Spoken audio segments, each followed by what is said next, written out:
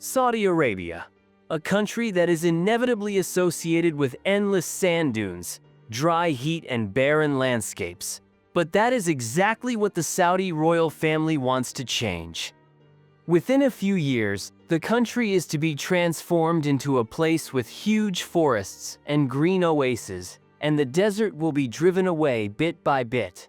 With its Saudi Green Initiative, the government has formulated a goal that represents nothing less than an ecological revolution, the greening of millions of hectares of desert. To this end, over 30% of Saudi Arabia's area is to be converted into nature reserves. 10 billion trees are to be planted, and 40 million hectares of degraded land are to be restored. The cities of Mecca, Medina, and Riyadh are to become green centers and oases within the new forests, a truly mammoth project, but one that is to be largely implemented by 2030. But how does a country in which water is an extremely scarce resource intend to implement such a project? What technologies and methods are used? And above all, is it really possible to simply transform the endless desert of Arabia into tropical forests? We'll look at all of these questions in today's video. Have fun!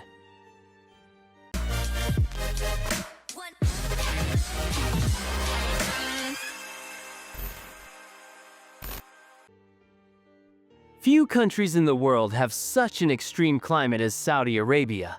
Over 95% of the area consists of desert areas.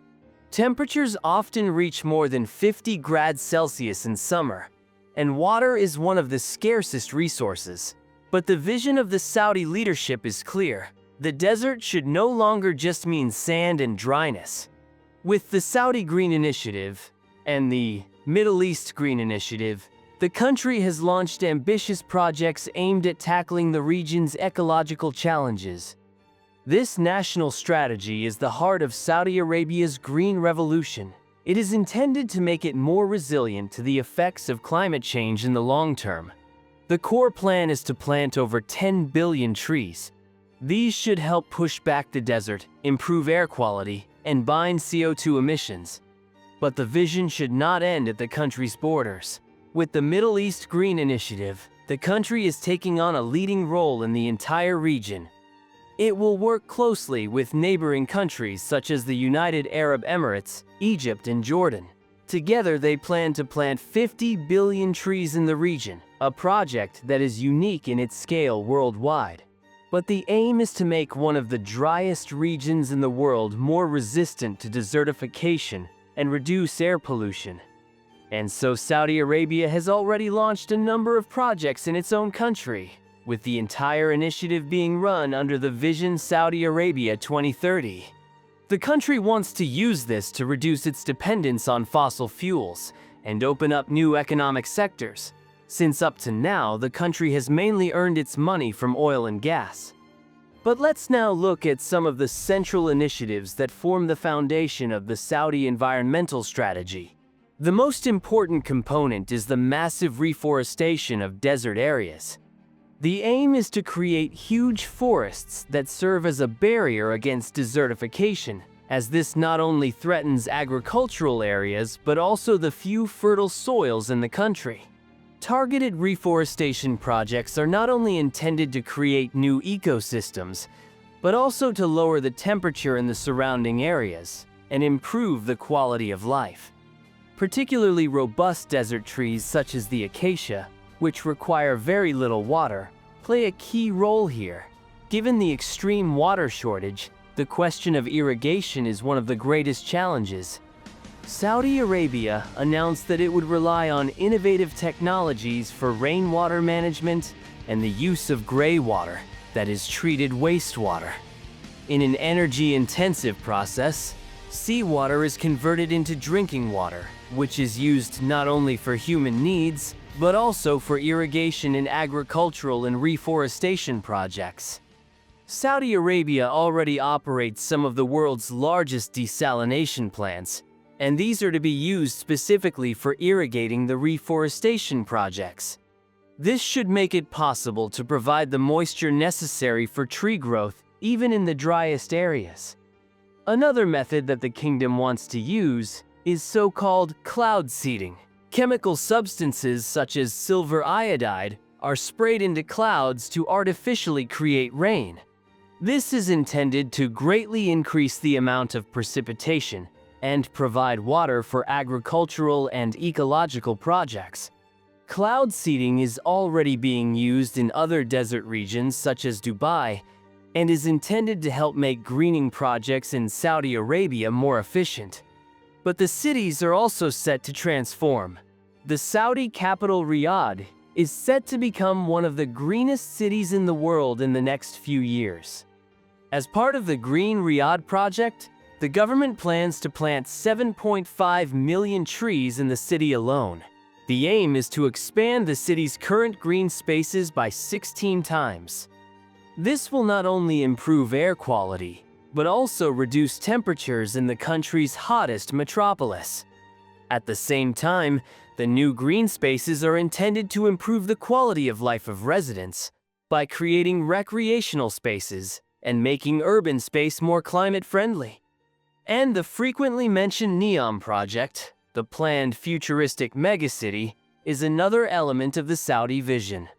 The area around NEOM, especially the area around the line, is also to be greened. This is not just about visual beautification, but about promoting sustainable agriculture in the desert. New technologies are to be tested in NEOM to grow food in vertical farms, while efficiently using the limited water resources. Artificial oases are also to be created here. By using the latest technologies, including drone-assisted sowing, large desert areas are to be planted with seeds, because the drones can plant thousands of seeds precisely and evenly in a short time. These seeds, in turn, are often coated with a special coating that helps them germinate in the dry and salty soil. This should make it possible to green even remote and hard-to-reach areas. And unique irrigation systems that rely on solar-powered pumps and efficient drip irrigation will then supply the plants with the necessary water.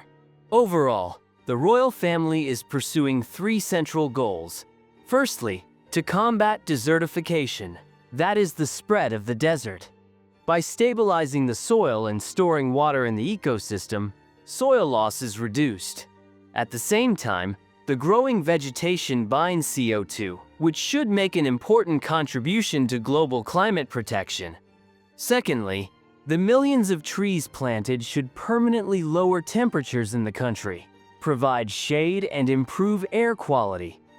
And finally, greening the desert should also open up new opportunities for agriculture. With modern techniques such as vertical farming, Saudi Arabia could be able to produce more food locally and reduce its dependence on imports. But how realistic are all these big projects in reality? Because, as ambitious as these mega projects are announced, this one too is to be largely implemented by 2030.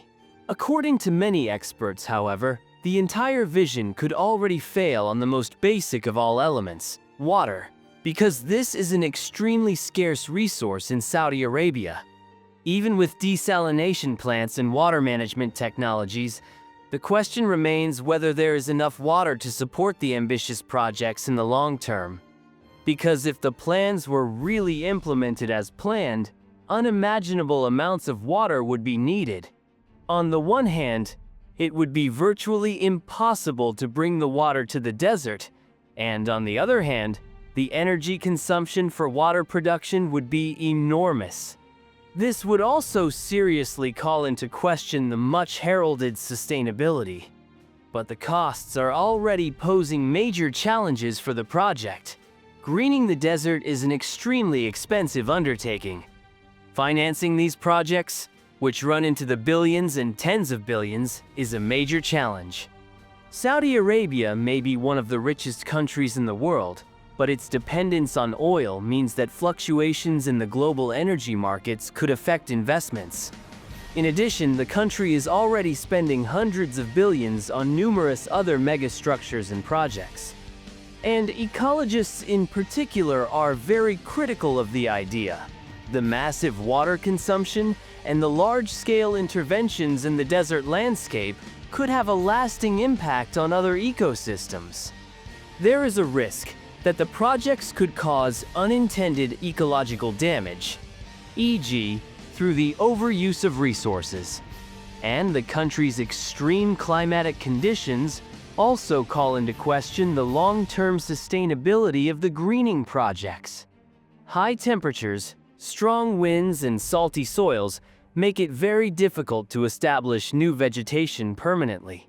It is therefore questionable whether the project would really be of long-term duration. Many also criticize Saudi Arabia's role in climate change, because despite the ambitious projects, Saudi Arabia remains one of the largest exporters of oil, and thus a major source of CO2 emissions.